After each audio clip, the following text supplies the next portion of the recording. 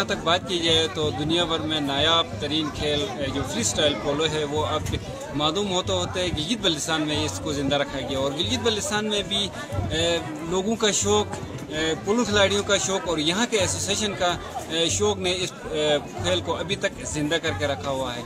हम यहाँ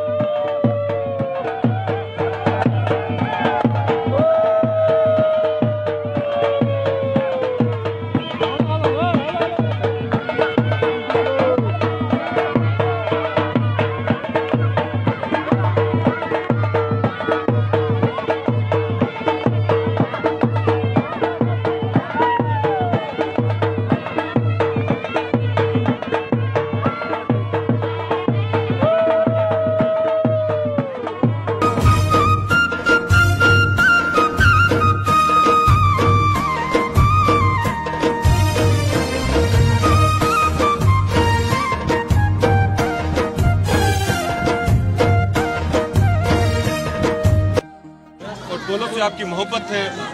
मैं जनाब फजल अहमद साहब का, आराम चाचा का, आरिफ मुनीर साहब का बिलखुसूस और बिलउमूम और आज के हमारे चीफ गेस्ट आसिफ साहब की टीम को उनका हम शुक्रिया अदा करना चाहते हैं कि उन्होंने पोलो के फ़रोग़ के लिए टाउन किया। टूर्नामेंट नहीं है, सिवाय पानी छिड़काने के अलावा कोई दूसरी बात यहाँ पे हमारे साथ नहीं हुई है। कुर्सियाँ लाई हैं जो चीज़ें की हैं, इवन एक चीज़